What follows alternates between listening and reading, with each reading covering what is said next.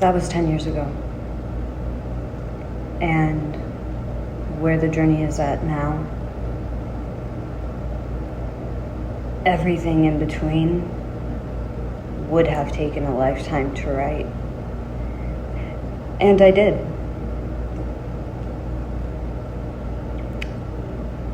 I had a very excessive study book that was dedicated to connecting mental, spiritual, body. And unfortunately, that was stolen out of a storage unit that I had. And I do believe that that is the massive reason of why I am making these videos now. I was in a place 10 years ago where I had to help myself before I helped others, because I was losing myself. And now I'm not so afraid to help people. I would post my old photos of my eating disorder in hopes that people would see the recovery. They'd focus on the beginning, and they would use that as thinspo. If you are not familiar with thinspo, it is a very damaging outlook, and it is dangerous. Through my recovery, I am petite. No matter how heavy I am or how thin I am a petite person. I am 4'11". Once I started recovering, I would go into subreddits or groups for petite people, and then I would get shamed because I was too curvy. I'm not petite. Petite means skinny to a lot of people. No, petite means small. And so I didn't fit in there, and with a lot of other plus size people, I didn't match that either. And I started a whole new journey.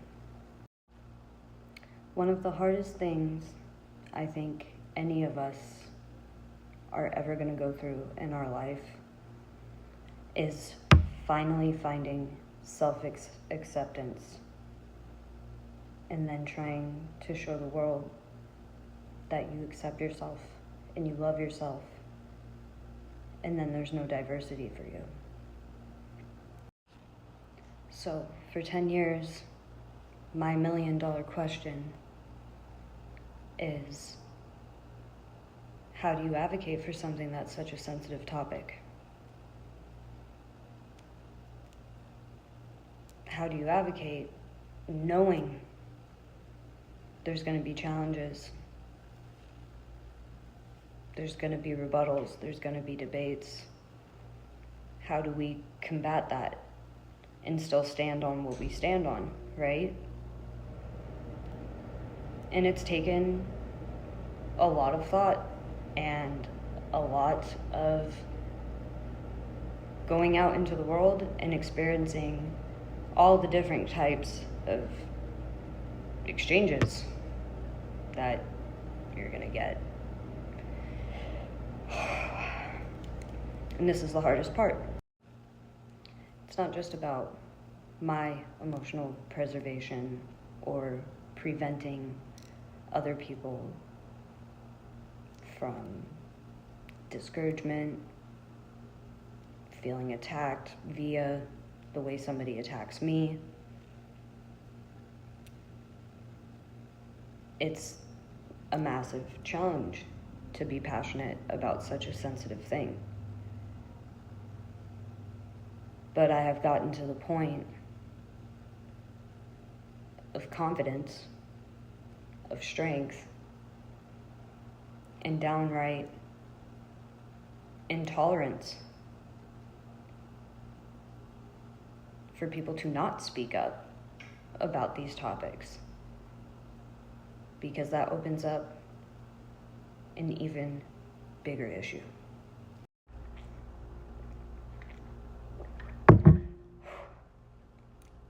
I'm not a licensed professional. I am not a life coach. I am not a guru. I am not gonna hocus pocus your life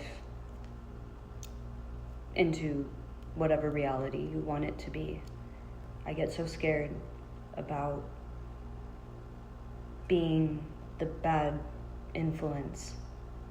If you've known me longer than the internet, you know exactly why that terrifies me.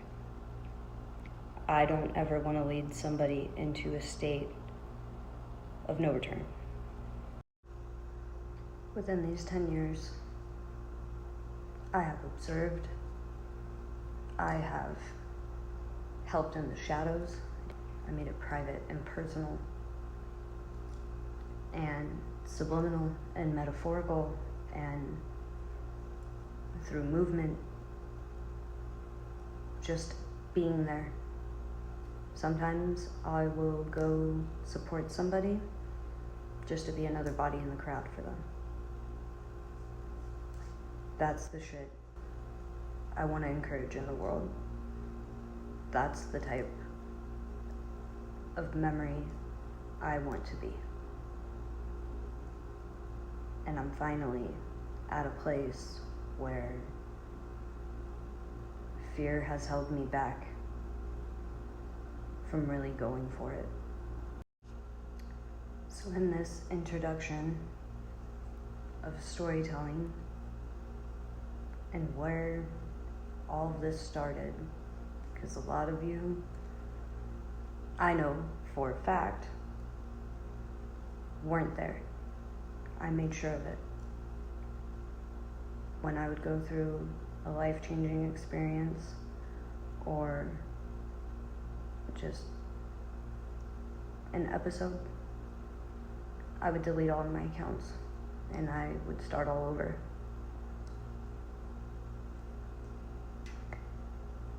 And I would disappear. And I've done that a lot. These accounts that I have are the longest standing accounts that I have ever had since the internet. In this video, my friendly pieces of advice to you. You don't have to know where you're going. If you don't want to be in that spot, just put one foot in front of the other. It's harder than it looks, than it sounds. The first step, physically, emotionally, mentally. You notice that I've been doing a lot of this. Learn to hold your own hand and take those steps. The second piece is very, very dear to me. And if you have read anything I've written, this is redundant. Get out of your head. My instructor, Tony, I thought I'd be doing great. From across the mat, get out of your head. That has stuck with me throughout all the badassery of martial arts. Get out of your head. And the hardest one out of all of it, my favorite thing to tell myself, my favorite thing to write,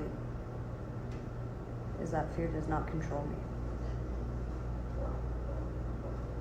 Every time I remind myself of that, somehow I'm doing something I would have never done.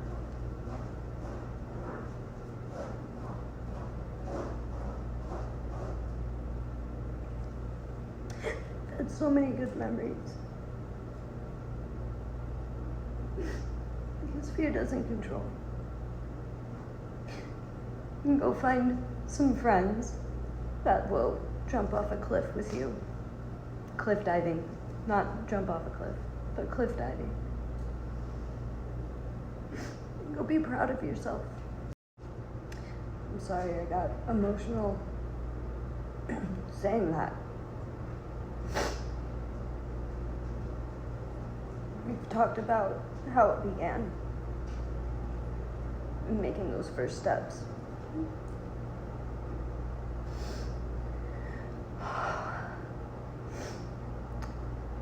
Once you can make those steps,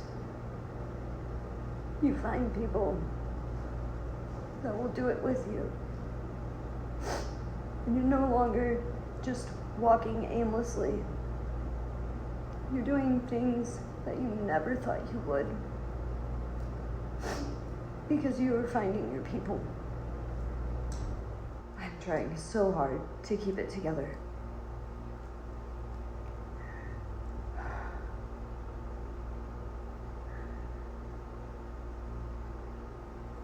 It will start with suffering.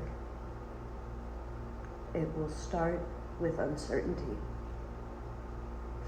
It will start sometimes with doubt. And when you see it through and you keep going,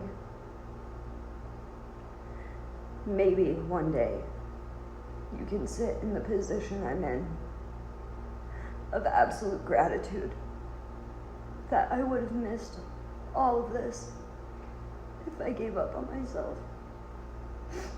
And I would not trade it. I would not trade it for anything. My guy, if you've been crying with me, here's a tissue. And I'll see you next time.